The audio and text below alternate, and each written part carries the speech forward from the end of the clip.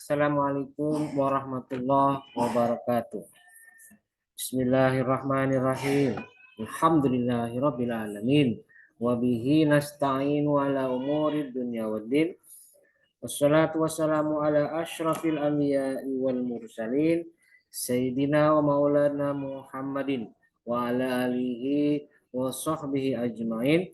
Rabbi shrah li sadri wa yassir li amri wahlul 'uqdatam min lisani yafqahu qawli, amma ba'du. Baik, perkuliahan kita hari ini kita buka bersama-sama dengan membaca lafaz basmalah. Bismillahirrahmanirrahim. Baik, hari ini karena efisiensi maka video ini saya rekam untuk 4 kelas sekaligus ya. Untuk HKIC A dan B di hari Senin tanggal 19 dan kelas HKID di hari Rabu tanggal 21 Desember 2022. Jadi semuanya bisa dipakai. Bisa disamaratakan untuk semua kelas. Dan sebelum saya mulai, saya informasikan bahwa ini kelas atau materi kita hari ini pertemuan ke-15 adalah pertemuan terakhir ya. Pertemuan terakhir untuk MK Hadis Ahkam 2 di semester 5. Semester ganjil tahun akademik 2022-2023. Ini terakhir.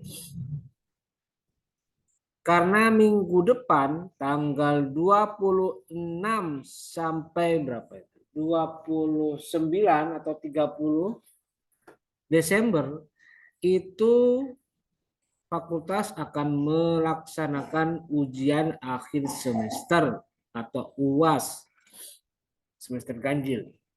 Jadi hari ini adalah hari terakhir dari MK kita di Hadis Ahkam 2. Dan nanti di akhir perkuliahan, di akhir kelas nanti, saya akan informasikan beberapa hal yang berkaitan dengan tugas setoran hafalan. Karena memang masih ada satu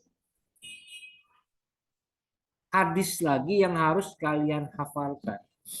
Tapi karena sudah mepet, waktunya sudah tidak ada, maka nanti akan ada pengumuman lebih lanjut mengenai tugas hafalannya.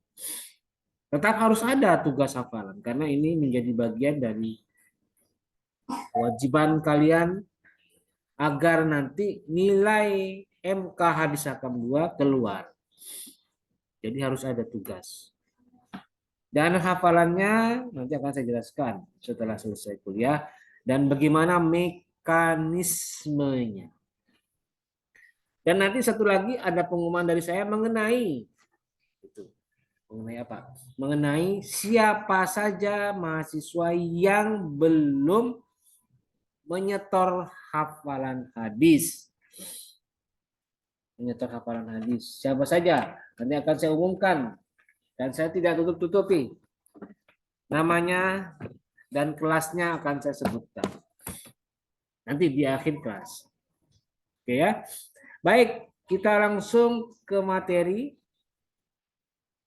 Berdasarkan RPS, hari ini pertemuan 15, kita akan membahas tentang hadis Nabi Muhammad SAW terkait waris. Ya. Pertemuan 15, atau pertemuan terakhir sebelum UAS. Oke, langsung saya tampilkan saja ya materinya di share screen. Oke, sebentar.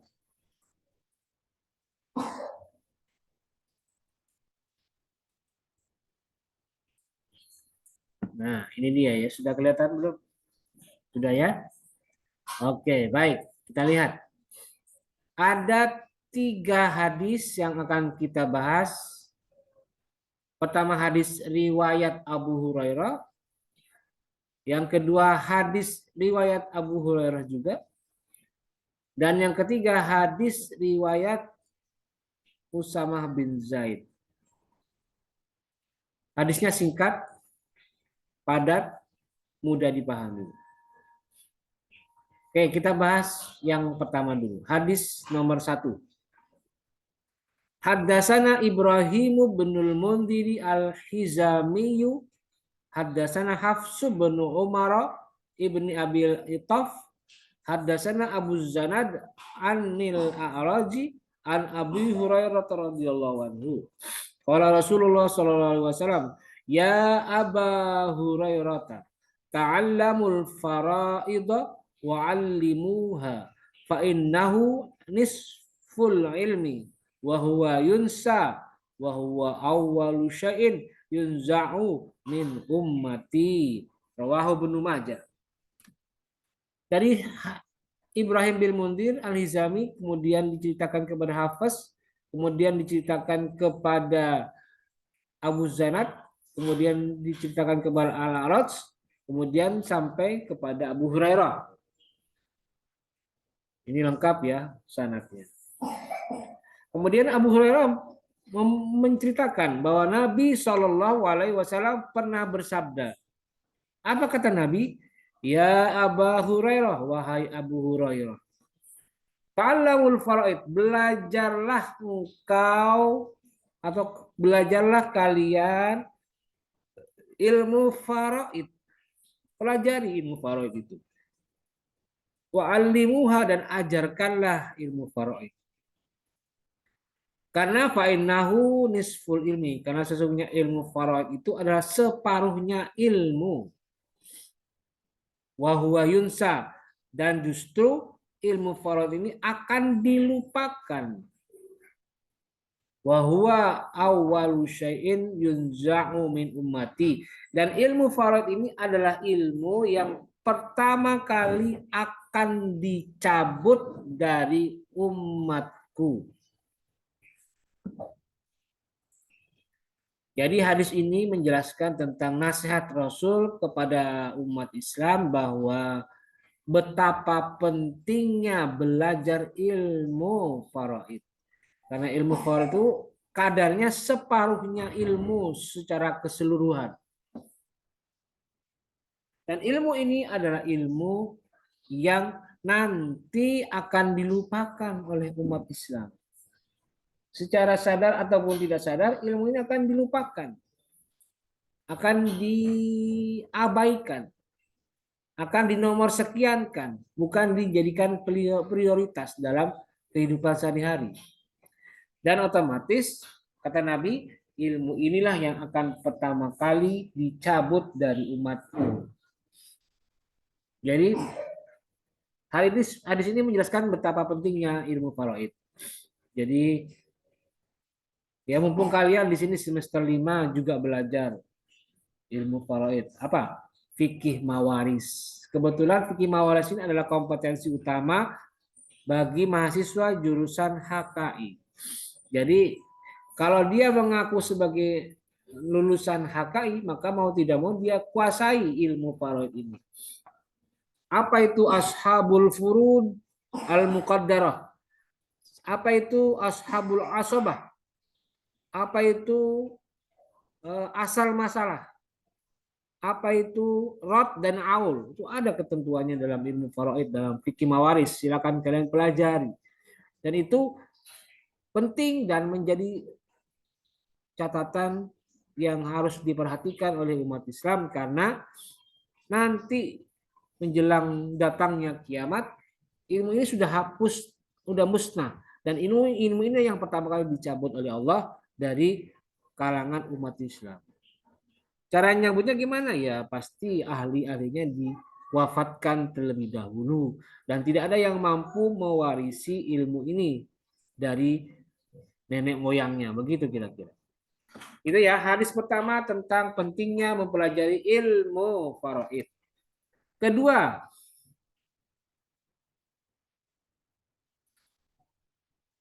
hadis haddatsana Husain bin Muadzin haddatsana Abdul A'la Haddatsana Muhammadun yakni Ibnu Ishaq an Yazid bin Abdullah bin Qusaid an Abi Hurairah anin Nabi sallallahu alaihi wasallam.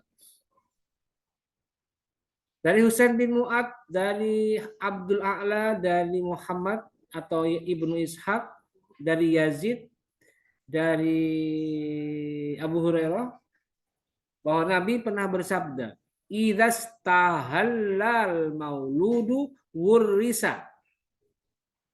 Jadi, idzas tahalla mauludu, jika menangis al mauludu anak yang baru dilahirkan, jika menangis anak yang baru dilahirkan, wurrisa, maka statusnya dia juga mendapatkan waris dari orang yang wafat. Maksudnya bagaimana? Ya hitungannya ya nanti dimasukkan. Kalau dia anak ya asobah. Kalau dia lahir itu masuk hitungan. Jadi anak baru muncul, baru keluar, baru misalnya di sesar, operasi bedah, sesar. Dan saat itu ada orang tuanya yang meninggal, maka pada saat dia lahir, dia berhak mendapatkan waris. Karena apa? Dia sudah punya status sebagai anak dari orang yang meninggal.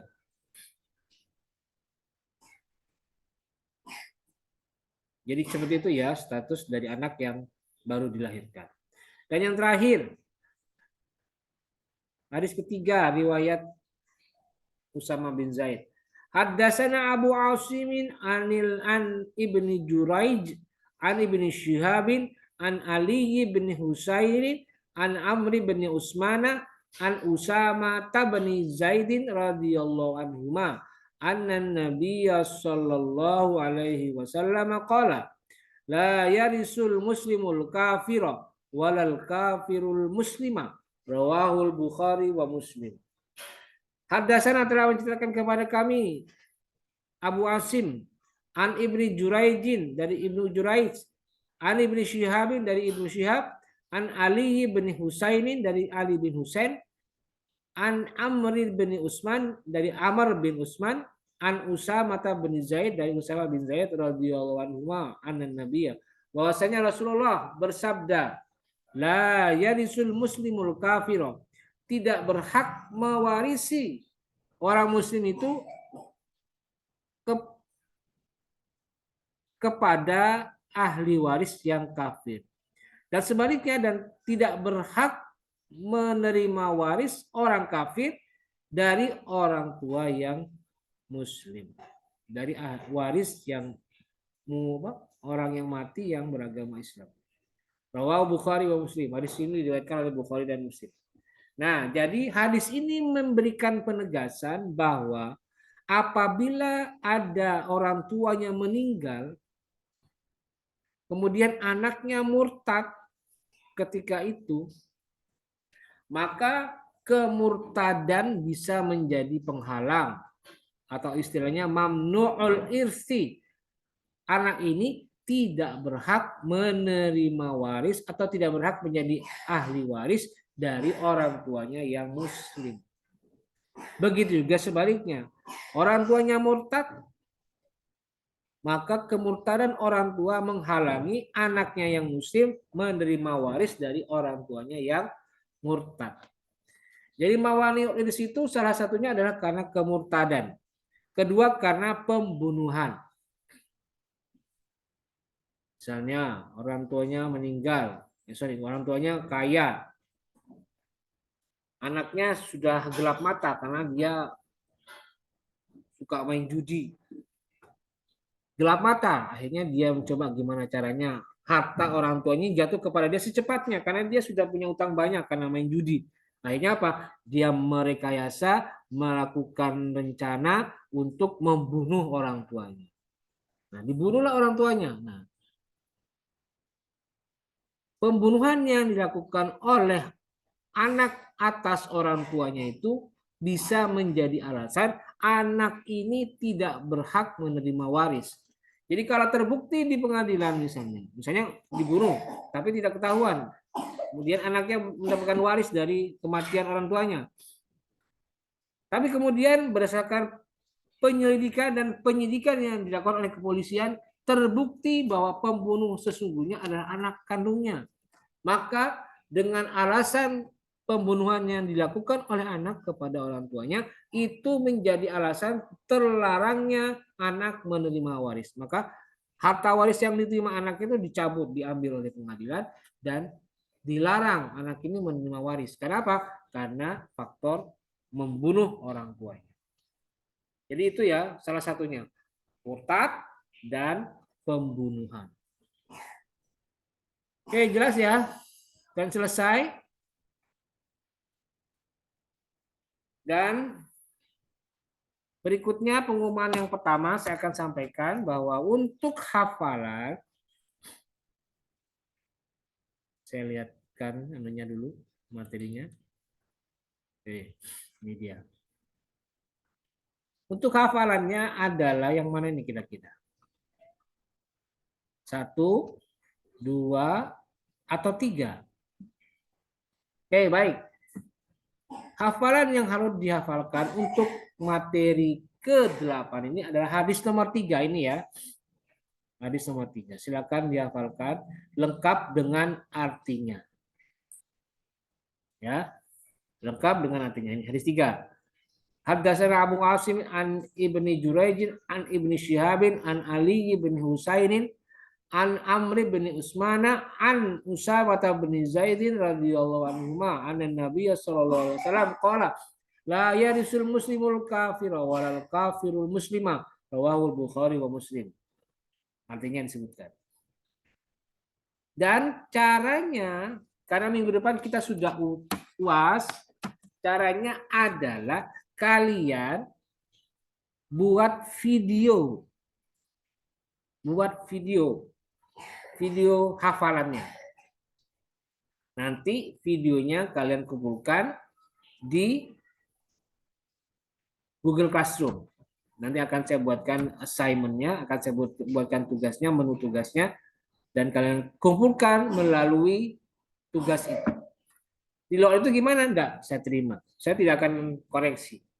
Jadi saya hanya akan menerima tugas hafalannya atau saya akan menerima setoran hafalannya melalui tugas di Google Classroom. Tapi Pak, saya tidak bisa upload Pak. Ya, sabar. Coba lagi, coba terus. Atau minta tolong temannya yang bisa. Gitu loh. Dan saya tidak menerima kalau ada yang mengirimkan via WA. Saya tolak, saya anggap tidak pernah melihat dan tidak ada nilainya hafalannya. Saya harus konsisten, saya harus istiqomah, tetap hanya menerima tugas melalui aplikasi Google Classroom, melalui tugas, bukan yang lain. Misalnya kalau lewat postingan, tidak saya terima. Saya anggap kalian tidak mengumpulkan. Kalau tidak dikumpulkan melalui tugas, menu tugas. Itu harus diingat. Apalagi kalau sampai dikirim lewat WA, tambah saya tidak baca, tambah saya tidak buka, saya anggap tidak ada, saya langsung hapus. Biasanya begitu saya. Kalau tidak disiplin dengan ketentuan yang saya berikan. Dan tolong ini ketika kalian memvideokan tugas 8 ini, perhatikan. Caranya gini. HP-nya ditaruh. Jangan dipegang. Saya tidak suka dipegang-pegang. Usahakan ketika video itu dibuat, wajah kelihatan. Kayak begini, ini kan kelihatan. Separuh badan saya. Muka, wajah full kelihatan. Gitu. Nah, hafalannya begitu. Kemudian pada saat hafalan berlangsung, mata ditutup. Baik ditutup pakai tangan, ataupun merem. Atau begini, boleh. Supaya apa? Supaya kalian benar-benar hafalan, bukan bacaan. Ingat, di sini tugasnya hafalan, bukan bacaan. Jadi kalau Misalnya, Pak, yang penting saya anu kok. Yang penting saya baca. Udah, percaya sama saya. Ikuti aturan saya. Ikuti ketentuan yang sudah saya berikan. Sebab kalau begitu nanti lebih gampang saya menilai. Kalau masih kelihatan tidak mengikuti aturan, nanti akan saya kurangi nilainya. Tugas, materi tugas saya kurangi. Jadi seperti itu ya. Dan usahakan ketika menghafal, fokus pada kamera. Jadi kalau misalnya melihat, lihat ke kamera, terus tutup mata. Bismillahirrahmanirrahim. La yarisul muslimul kafira walal kafirul muslima. Rawahu Bukhari wa Muslim. Ya. Bukan tolak-tolak, bukan tolak-tolak. Itu ada kecurigaan dari saya. Ya, itu mengenai tugas atau pengumuman yang pertama. Dan pengumuman terakhir yang kedua, saya akan umumkan daftar mahasiswa yang sejak tugas 1 sampai tugas 7 itu belum hafalan. Oke. Ya. Saya tampilkan saja ini. Nih ada modulnya. Ada apa? Ada presentasinya. Nih. Oke, sebentar ya, saya siapkan dulu.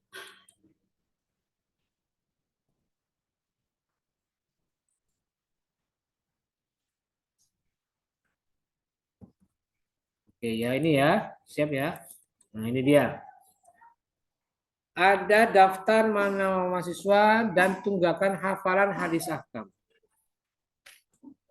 Semua kelas ini dari HKI A, B, C sampai D. Oke ya. Perhatikan. Yang pertama HKI A. Pertama ini Asep Saifuddin. Tuh. Asep Saifuddin NIM-nya 201110010. Yang belum disetorkan adalah materi 5, 6, dan 7. Asep, tolong dilihat. Nah, 5, 6, dan 7 belum. Kemudian yang berikutnya Muhammad Fikri Wahyudi. Hadis yang belum dihafalkan materi 4, banyakkan lagi nih, 4, 5, 6, dan 7. Banyakkan nih. Dan yang ketiga Abdul Aziz, materi 6 dan 7. Itu dia yang belum setoran. Berikutnya kelas B. Nah, ini dia. Kelas B. Kita lihat. Kelas B siapa saja? 1. Salman Al-Farizi. Nah, Salman. Yang belum dihafalkan materi 5, 6, dan 7. Berikutnya Kasih Amelia Putri. Nah, ini dia yang perempuan. Kasih Amelia Putri yang dihafalkan yang belum materi 6 dan 7. Berikutnya Muhammad Al-Fikri Najiullah.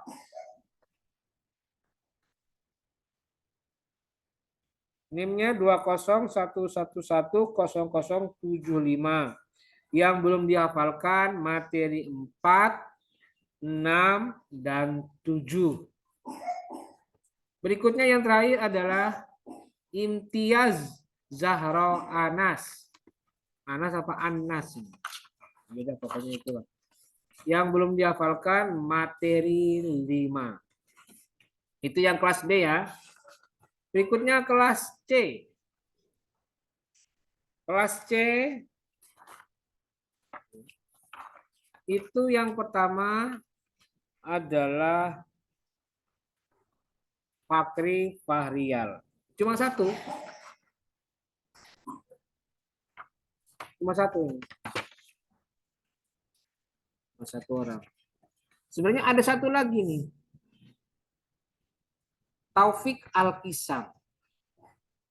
Ini sama sekali tidak ada ini. Materi 1, 2, 3, 4, 5, 6, 7. Wah, semuanya ini. Kalau tadi Fakhri itu cuma 6 dan 7. Kalau Muhammad Faisal Hakim, karena dia cuti jadi tidak setoran, jadi dianggap tidak kuliah. Nah, berikutnya kelas D yang terakhir. Kelas D. Kita lihat. Kelas D siapa saja? Pertama, Muhammad Farizal Firdaus. Ini kosmanya ini. Belum. Kosmanya malah. Yang belum dihafalkan materi ke-7. Belum. Setoran. Ayo, cepat. Farizal. Berikutnya, Anissa Kurniati Solihat. Itu juga belum. Materi 6 dan 7. Dan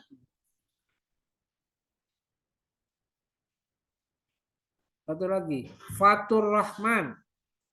Materi 6 dan 7. Berikutnya siapa lagi?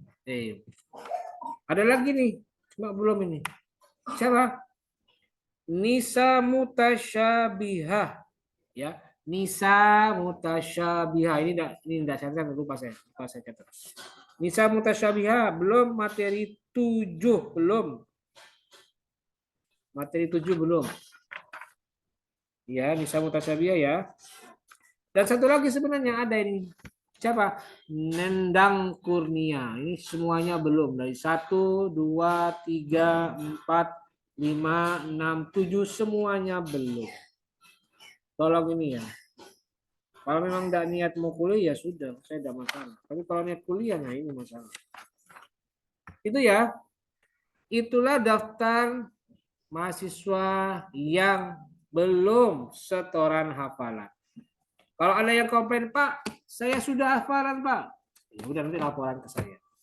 Nah, bagi mereka nama-nama yang sudah tercantum tadi, silakan saya beri kesempatan kalian untuk hafalan pada hari Senin. Ingat ya, hari Senin tanggal 26 Desember setelah selesai ujian. Jadi kalau di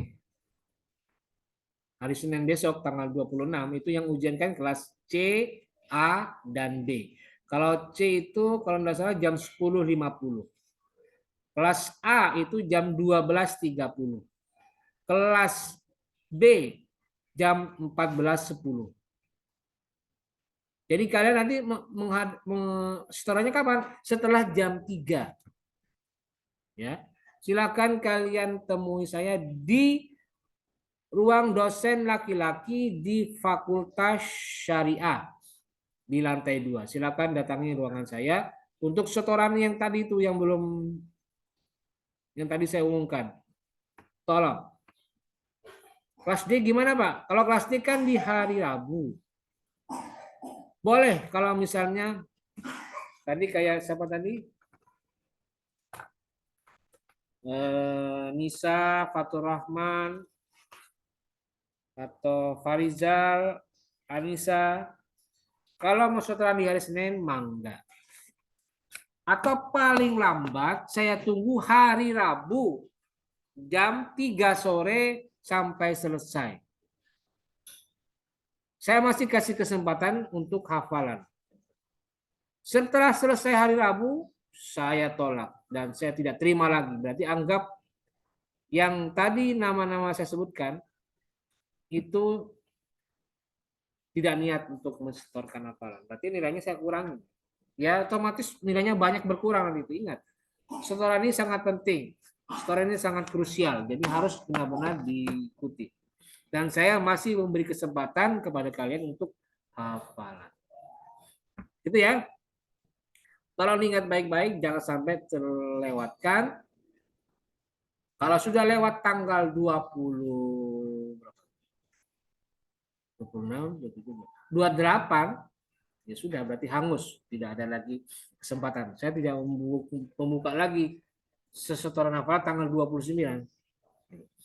Dan doakan semoga saya bisa hadir di Serang sejak tanggal 26, 27 sampai 28. Saya ada di Serang. Mudah-mudahan sehat semuanya.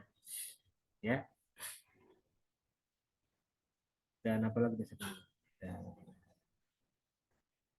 Ya, dan usahakan ujiannya nanti ini kita akan laksanakan secara langsung seperti UTS kemarin. Ujiannya bersifat online, tetapi pengawasannya bersifat offline. Jadi tolong, ya modelnya sama lah kayak UTS kemarin. Tolong nanti disiapkan yang punya HP, yang punya laptop, nanti dibagi. Langsung lah otomatis lah, saya nggak usah pakai bagi-bagi waktu lagi. Langsung yang punya masuk, yang belum punya tunggu di luar. Saya tunggu sesi keduanya. Gitu sama lah kayak di UTS kemarin. Ya. Baik, saya kira cukup. Terima kasih. Semoga bisa kalian pahami dengan baik semuanya. Dan ini karena pertemuan terakhir, maka saya sekali lagi mohon maaf jika ada ucapan-ucapan saya yang kurang berkenan. Mohon dimaafkan dan semoga kalian bisa mendapatkan hasil yang memuaskan di saat UAS yang akan datang. Dan semoga apa yang kita pelajari selama 1 semester ini bisa bermanfaat dan semoga bisa menjadi ilmu yang manfaat dan barokah buat kita dan kepentingan kita di masa yang akan datang. Saya kira cukup. Mari kita akhiri perkuliahan semester ganjil di semester 5 ini tahun akademik 2022-2023 dengan bersama-sama membaca Ummul Kitab. Semoga apa yang kita cita-citakan mendapatkan ridho dan inayah dari Allah Subhanahu wa taala. Ala hadhihi niyah wa ala kulli niyatin shalihah. Al-Fatihah. A'udzu billahi minasyaitonir rajim. Bismillahirrahmanirrahim. Alhamdulillahirabbil alamin. Arrahmanir rahim. Maliki yaumiddin. Iyyaka na'budu wa iyyaka nasta'in. Ihdinas siratal mustaqim.